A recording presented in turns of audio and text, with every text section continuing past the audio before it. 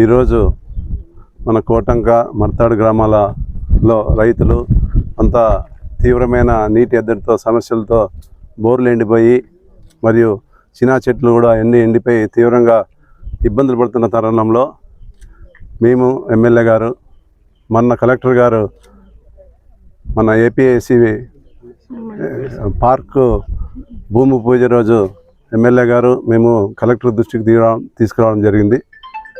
Collector దృష్టికి తీసుకురావడంలో ఈ అక్కడి నుంచి నాగిరెడ్డిపల్లి దగ్గర నుంచి ఏదైతే పిఏబిఆర్ లెఫ్ట్ కెనాల్ నుంచి చెరువులకి అన్ని నీళ్ళు వస్తాయో అక్కడి నుంచి ఇక్కడ రావాలంటే మధ్యలో ఫారెస్ట్ ల్యాండ్ అన్నీ ఉన్నాయి.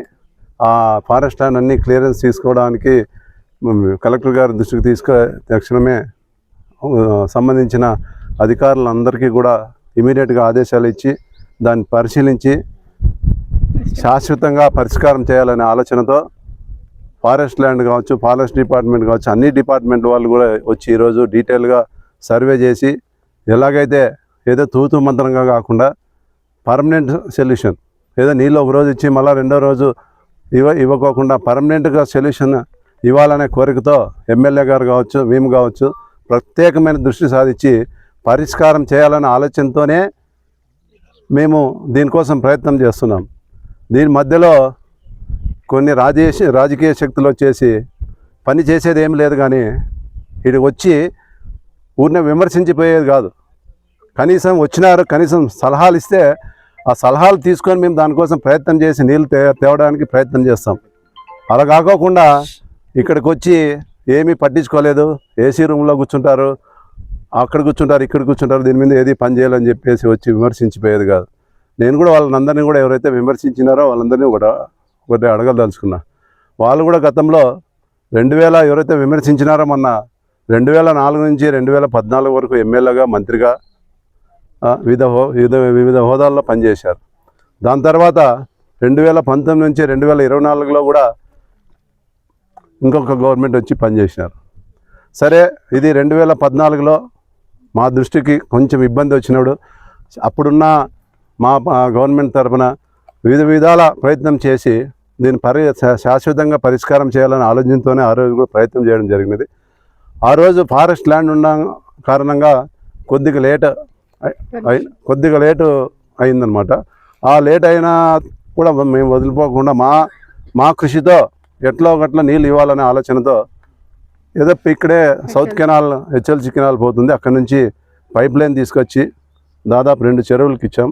ఈ చెరువుకు కొంచెం దూరంగా ఉండడం వలన ఎక్కడైతే అక్కడ మనము నీళ్ళు తీసుకుంటున్నామో అక్కడి నుంచి అక్కడ కరెంటు మరసంగా లేకపోవడము, ఒక 6 గంటలు పంపింగ్ చేస్తే వచ్చే మరి తిరిగి, ఎందుకంటే అది వ్యవసాయానికి సంబంధించిన కరెంటు ఉందాడ, ఆ నీళ్ళు ఏదైతే ఇక్కడ వచ్చే మరుసటి రోజు ఇమిరిపోవడము, ఇట్లా ఇబ్బందులు పడింది. కానీ ఒక చెరువుకు మటుకు అక్కడ ఊరికి దగ్గరగా ఉంది కాబట్టి ఆ చెరువుకు నింపడం జరిగింది. ఆ చెరువుకు అంటేనే ఈరోజు దాంట్లో నుంచి ట్యాంకర్లతో నీళ్ళు తీసుకొని కనీసం చెట్లన్నా బతికించుకుంటున్నామనే ఇదితో ప్రయత్నం చేస్తున్నారు.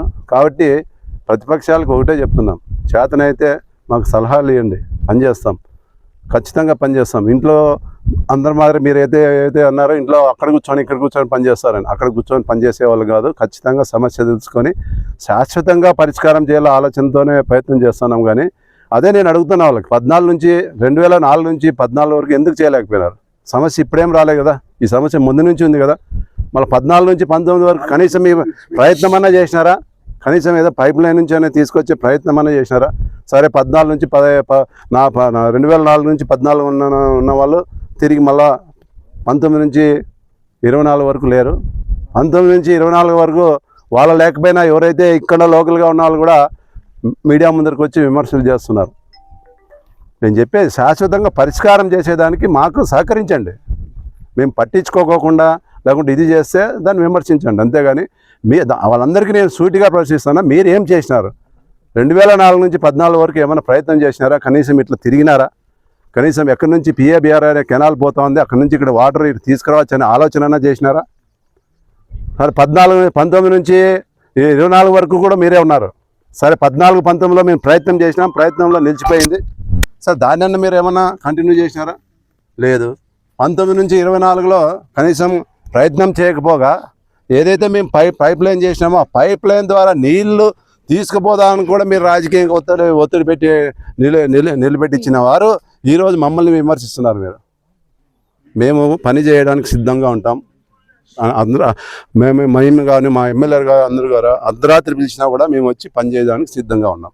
మీరు చెప్పి పని చేయకుంటే విమర్శించండి. మీరు పని చేయకపోగా మేము ప్రయత్నం చేసి ఊరినే వచ్చి మీడియా ముందరికి వచ్చి అవి ఇవి అని మాట్లాడడం మంచిది కాదు. ఖచ్చితంగా మేము మా ఎమ్మెల్యే గారు సాయశక్తుల కృషి చేసి దీన్ని మొన్న కూడా మేము మంత్రి గారిని కూడా కలవడం జరిగింది.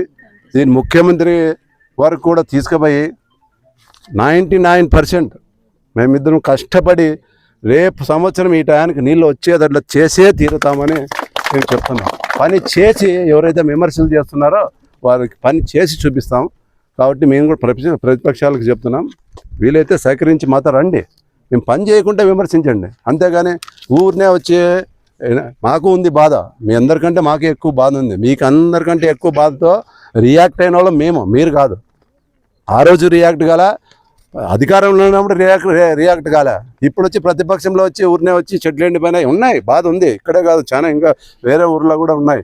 కానీ దాన్ని ఎట్లా పరిష్కారం తీసుకురావాలా, ఎట్లా శాశ్వతంగా పరిష్కారం తీసుకురావాలా అని ఆలోచన చేస్తున్నాం తప్ప ఏదో మీరు చెప్పినట్లు ఆ టైప్లో లేము. కాబట్టి ప్రతిపక్షాలకు మరీ ఇంకోసారి చెప్తున్నాం, విమర్శించుకోకుండా అందరికీ అన్ని రైతులు ఉంటుంది ఇంట్లో. పార్టీలకు ఆ పార్టీ రైతు ఈ పార్టీ రైతు ఉండరు, అందరు రైతులు ఉంటారు. కాబట్టి అందరి కోసం కష్టపడి పనిచేస్తాం, రైతుల బాగు కోసం పనిచేసి ముందరకు పోతామని తెలియజేసుకుంటూ సెలవు తీసుకుంటాం.